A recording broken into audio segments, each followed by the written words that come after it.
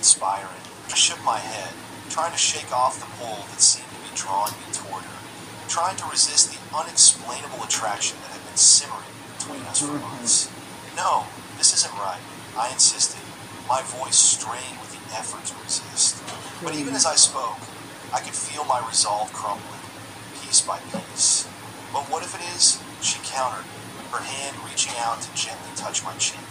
The contact was electric, sending a jolt of heat through me.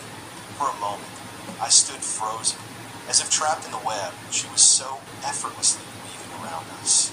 I wanted to say no, to push her away, to run out of the room and pretend this had never happened. But I couldn't. Something about this moment, about the way she looked at me, kept me rooted to the spot, and I hated myself for it. I hated how powerless I felt, and how much I was being drawn into something I knew I shouldn't be a part of. The tension in the house became unbearable after that. Every time I saw Sophie, I could feel the weight of our unspoken words, of everything we weren't saying, pressing down on me, suffocating me. It was as if every glance, every small interaction was charged with a meaning that neither of us was willing to acknowledge. But I didn't know how to confront it. I didn't know how to stop the slow, inevitable pull that seemed to be dragging us both towards something that was beyond our control, beyond reason. The days blurred together, each one feeling like a repeat of the last. Each moment. I also ordered a new speaker as well. If I didn't tell you, yeah, the speaker's now playing off. So, I ordered a new one. And that's that. Which one? Between us thick with unspoken tension. I tried to keep my distance, avoiding being alone with her whenever possible. But it wasn't easy. She always found a way to be near me, to make her presence felt, whether it was a touch on the arm or the way she looked at me from across the room. It was as if the universe itself had conspired to keep us connected, and no matter how hard I tried to push it away, it refused to go. Then came the night when everything changed. Mark was working late, and I found myself retreating to my room, hoping that if I stayed hidden long enough, the tension between us would dissipate, and things would somehow go back to normal. But deep down, I knew that wasn't going to happen. I could hear Sophie moving around downstairs, the faint sound of the TV playing softly in the background. The minutes ticked by slowly, each one adding weight to the silence that hung heavily over the house. The ticking of the clock on my wall was the only sound that seemed to fill the space, a constant reminder of how much time was passing. I thought about calling a friend, about making up an excuse to leave the house, but something kept me from picking up the phone. Instead, I found myself standing outside my room, listening to the eerie quiet that had settled over the house. It was too quiet, too still, and that's when I made the decision that would change everything.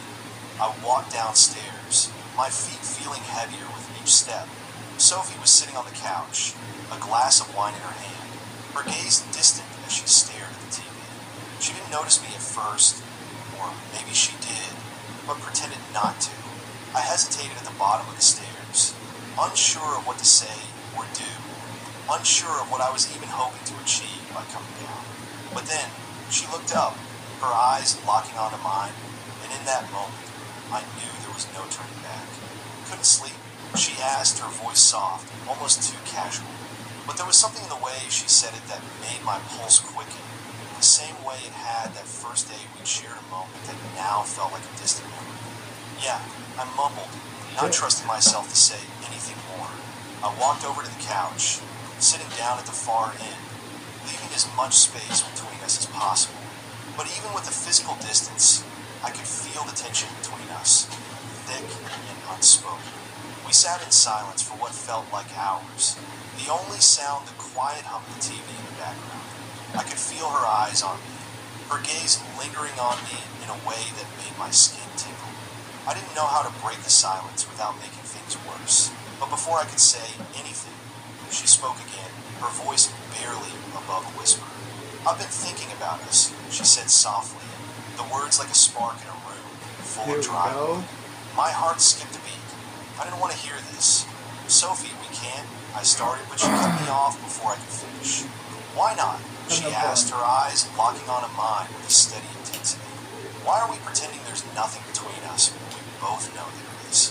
Her words hit me like a punch to the gut, and I felt the wind rush out of me. I wanted to argue, to tell her she was wrong, that we couldn't do this, that we shouldn't go down this path. But the truth was I didn't have the strength to fight it anymore. I had felt it too, the pull, the attraction, the connection that had been growing stronger with each passing day. I had tried to ignore it, convince myself it wasn't real, that it was just a passing phase. But now, sitting here with her, I knew there was no denying it any longer.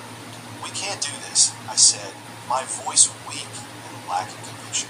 Even as the words left my lips, I knew they were a lie. I was lying to her, lying to myself. Sophie leaned in closer, her hand resting on the cushion between us. We're not doing anything wrong, she whispered, her voice low and intense, the words hanging in the air between us like an unspoken truth. We're not hurting anyone? I shook my head, trying to clear the fog that had settled over my thoughts. But it's not right, I argued weakly, knowing full well that my words lacked the force to push her away. She reached out, her fingers brushing against mine, sending a jolt of electricity. We have to book tickets. Who says what's right and what's wrong? She asked, her voice steady, Or to give unwavering, tickets her gaze if you're never already leaving mine. I swallowed hard, my heart pounding in my chest. I wanted to pull away, wanted to run, but I couldn't.